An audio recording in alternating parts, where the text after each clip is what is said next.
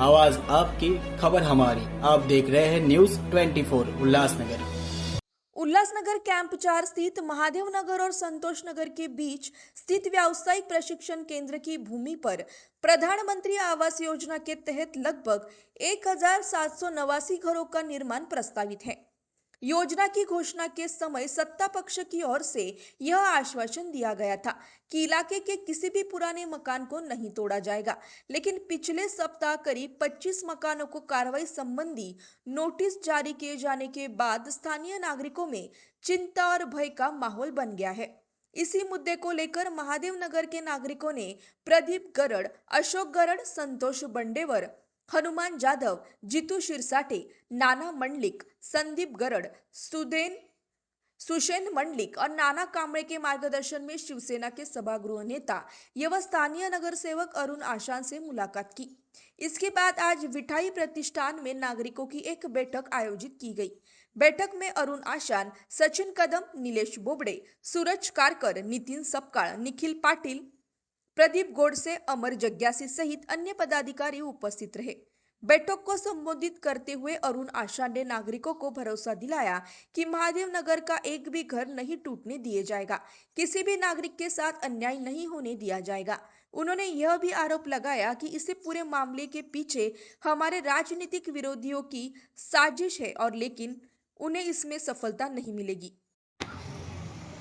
या प्रभागामध्ये नवीन इतिहास घडवला आणि माझ्यासारख्या नवख्या माणसाला सपकाळी तुमच्या परिचित होते, पण आम्ही सगळे नवीन नगरसेवक तुम्ही ते निवडून दिले, गरिबांचे कैवारी आहात आणि निवडून दिल्यानंतर या ठिकाणी कधी नव्हते वर्षोनवर्ष आपण धनुष्यबाण या चिन्हाला जे मतदान करत होतं ते चिन्ह तुम्ही कायम ठेवलं।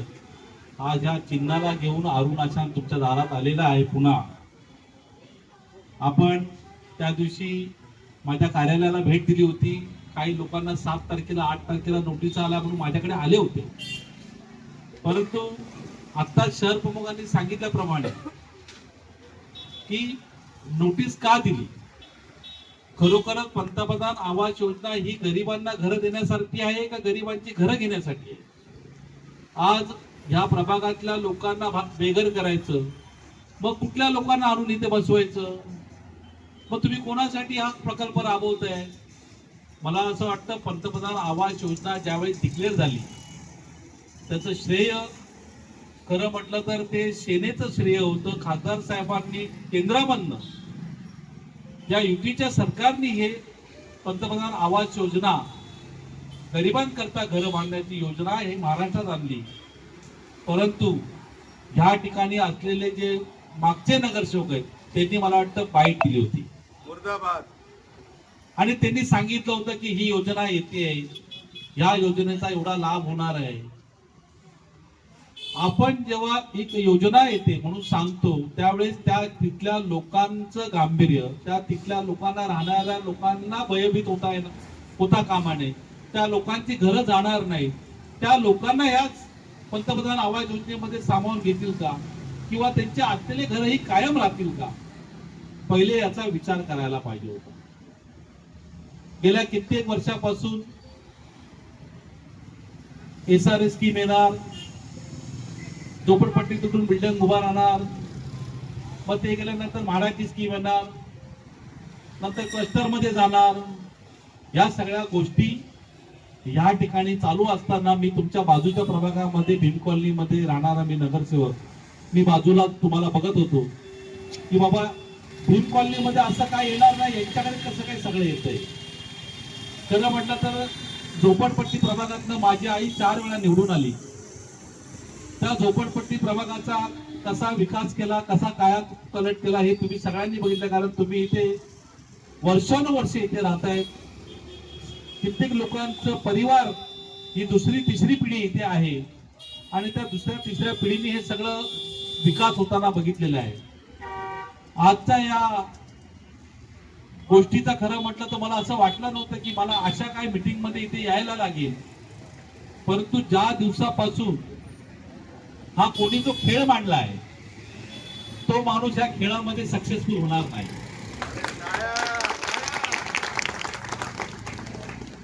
कारण मी त्यांना हा खेळ खेळू देणार नाही. तुम्ही ज्या आशेने, ज्या अपेक्षेने मला निवडून दिलेलं आहे, ती तुमची अपेक्षा भंग मी करणार नाही. शहर प्रमुखांनी सांगितल्याप्रमाणे एकाची पण इथे वीट हलणार नाही. पण जो कोणी वीट हलवतोय त्याला मात्र आता हलवल्याशिवाय राहणार नाही. बघा, मी कधी कोणाच्या शेपटावर पाय देत नाही, पण आपल्या शेपटावर पाय दिलं तर आपण सोडत नाही. आज या ठिकाणी कधीच अशी घटना घडली नाही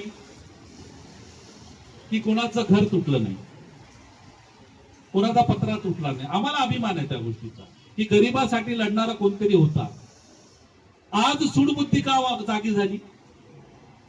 अचानक मध्ये असं काय झालं? जनतेचा कौल जनतेने दिला. दिग्गज लोक पडले. दिग्गज मध्ये कोणी त्यांना ओळखत नव्हतं असे लोक जिंकून आले. हा जनतेचा कौल आहे. आणि जनतेचा कौल आहे म्हणजे जनता जी जनार्दन आहे, मतदार हा राजा आहे, आणि राजाने दिलेला निर्णय प्रजेला मान्य करावा लागतो. मग तुम्ही नाराज का? आम्ही तर कधी इकडे आलो नव्हतो. टाकी तुटली तर म्हणे आम्ही बगीचा बनवणार, म्हणजे लोकांना पाणी नको.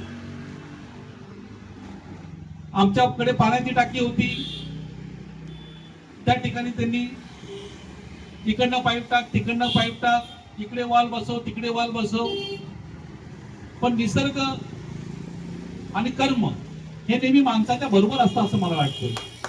मला कधी कमी पडलं नाही. तुम्ही बघताय की भीम कॉलनीला कधी पाणी नाही, कधी बोंबाबोंब दिसते. आज माझ्या माता भगिनी त्या तिकडनं घरकामाला जातात, भांडी धुण्या भांडीचं काम करतात. मी गरीब नगरसेवक आहे, गरीब वार्डाचा नगरसेवक आहे. माझ्याकडे गरीब लोक राहतात. आपल्याकडे श्रीमंत लोक कोण आहेत नाही. मग गरीबाच्या जीवावर उठला कोण?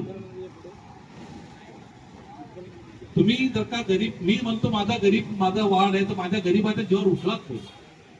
अरुण, आशांत आणि माझ्याबरोबर असलेले सगळे माझे चारही नगरसेवक, इंदिरा पाटील असू दे, सपकाळे असू दे, संगीता सपकाळे असू दे, किंवा अमर जग्याशी, काजल जग्याशी असू दे, आम्ही ज्या पद्धतीने या वार्डामध्ये काम करतोय, आम्हाला निवडून येऊन 6 महिने झाले. 6 महिन्यात आम्ही काय केलं?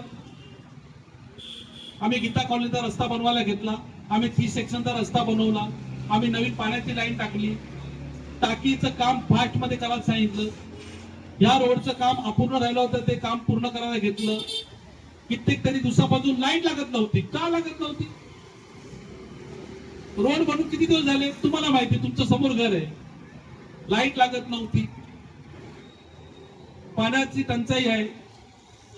कुठेतरी काहीतरी सांगायचं, पाण्याच्या वेळेस लाईट जाते. इथे नवीन प्रकार आहे, पाण्याच्या वेळेस लाईट जाते आणि मुद्दाम जाते. MSCB ला विचारलं तर म्हणजे साहेब लाईट चालू आहे आणि पाण्याच्या वेळेस लाईट जाते. म्हणजे काही लोकांना अजून पटत नाहीये की आम्ही नाही होत म्हणून. ज्यांना कोणाला माझ्या बरोबर लढायचं असेल त्यांनी माझ्या बरोबर लढावं. माझ्या जनतेला का त्रास द्यावा? मी आहे ना. माझा त्रास आहे तर तुम्ही मला बोला ना. तुम्ही मोठे असाल तर आम्हाला एखादी मारून घ्या. आमच्या लोकांची घरं का तोडता? या ठिकाणी पंतप्रधान आवास योजना जरी आली आणि त्याचं जरी इथे सगळं साम्राज्य पसरलं तरी पण माझ्या संतोष नगर, महादेव नगर मधला मी एकाही माणसाला बाहेर जाऊ देणार नाही.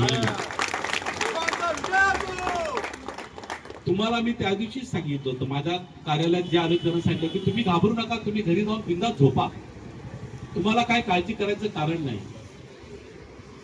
या 20 तारखेच्या महासभेमध्ये मी तुमच्या सगळ्यांकरता महासभेमध्ये मी प्रशासनाला प्रश्न विचारणार आहे. पत्रकार महोदय इथे उपस्थित आहे, ते तुम्हाला पत्रकारितेच्या माध्यमातून, माझ्या संभाषणाच्या माध्यमातून तुम्हाला सांगतील की मी तुमच्याकरता काय प्रश्न उपस्थित केला. आणि ही विनाशकारी जर का पंतप्रधान आवास योजना जर का इथे येत असेल आणि माझ्या गरीब लोकांना जर का उद्ध्वस्त करत असेल तर जोपर्यंत मी आहे तोपर्यंत होऊ देणार नाही. आमच्या या ठिकाणी बाहेरनं लोकांनी येऊन राहावं, त्यांचं स्वागत आहे. या प्रभागामध्ये जो कोणी गरीब माणूस येईल इथे राहायला आवास योजनेच्या माध्यमातून त्याला न्याय मिळेल पण असलेल्या माणसावर अन्याय हा मी होऊ देणार नाही. आज या ठिकाणी अजून काही ठिकाणी लोकांना नोटिसा भेटलेल्या आहेत असं मला माहित पडलं, बरोबर ना? सुरजनी मला सांगितलं की भाऊ सगळे लोक आज इकडे जमा होणार आहेत. गरडनी सांगितलं की भाऊ बघा हा असा कधी प्रसंग आला नाही. बोबडे रात्री मला फोन करून सांगतो की भाऊ बघा आपण निवडून आलो, काम करायचं, आता नवीन काम चालू होणार आहे तर आपले घर तुटणार आहेत. मी म्हणून असं काही नाहीये. समजा घर तुटते तर त्याला घराच्या बदल्यात काय देणार आहात? आज आम्ही कल्याण अंबरनाथ रोडची दुकानं तोडली, त्या लोकांना FSI दिला, ज्या ठिकाणी जागा होती त्यांना जागा दिली.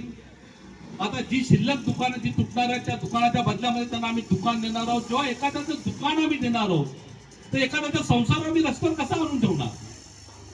त्याची पण सोय आम्हाला केली पाहिजे. त्या माणसाला पण आम्हाला न्याय दिला पाहिजे. आज वर्षोनवर्ष 4-4, 5-5 कुटुंब एकेका घरामध्ये राहत आहेत. खाली वर करून आपण आपलं आयुष्य घालवतोय. मुलगा झाला, मुलाचं लग्न झालं, नवीन संसार आला, वरती एक किचन, खाली एक किचन. आपण आपल्या असलेल्या आपल्या ऐपतीप्रमाणे आपण आपल्या ह्या ठिकाणी वास्तव्य करतो आणि कोणीतरी नोटीस देतं आणि सांगतं 7 दिवसामध्ये खाली करा. अरे 7 दिवसात खाली करायला काय तुमच्या बापाचा माल आहे? खाली करा. असं कसं खाली करा? मी अधिकाऱ्यांना त्या दिवशी तुम्ही गेल्यानंतर जाब विचारला, मी अतिरिक्त आयुक्तांना विचारला की तुम्ही पंतप्रधान आवास योजना नक्की कोणासाठी आणतात? याच्यामध्ये कोणाची मिली बघत आहे का? आणि ह्या लोकांना बाहेर टाकून यांना कुठल्या आवास योजनेमध्ये पाठवणार आहात? तुम्ही मग आणणार कोणाला आणि पाठवणार कोणाला? या सगळ्या गोष्टी विचारल्यानंतर त्यांच्याकडे माझ्या प्रश्नाचं उत्तर नव्हतं. आज तुम्ही सगळे जण या ठिकाणी उपस्थित आहात. मी तुम्हाला सगळ्यांना गॅरंटीने सांगतो 100% एकदम, या ठिकाणून जर का कोणा माणसाचं घर तुटेल तर त्याला इथे नवीन घर मिळेल. ज्या माणसाचं घर तुटेल तो बेघर होईल ती स्कीम आपण होऊ देणार नाही. या ठिकाणी कोणी काय रात्रभरामध्ये आणून काय पिलर उभे करून बिल्डिंग बांधणार नाही. या ठिकाणी कोणी पण कपचूप मध्ये येऊन कुठलं काम करू शकणार नाही.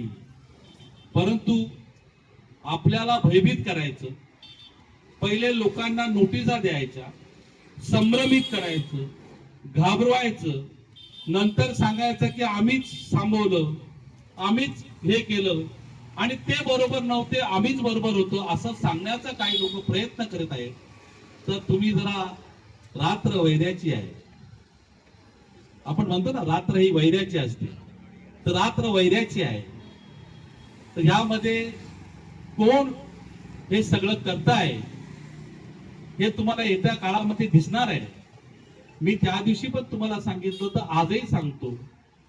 20 तारखेच्या महासभेमध्ये सुद्धा हा प्रश्न मी घेतलेला आहे आणि 20 तारखेच्या महासभेमध्ये मी प्रशासनाला विचारणार आहे की आमच्या लोकांना नोटीस देऊन त्यांना बेघर करून पंतप्रधान आवास योजना करा असं कुठे केंद्राने किंवा शासनाने तुम्हाला सांगितलं असेल तर ते आम्हाला दाखवा.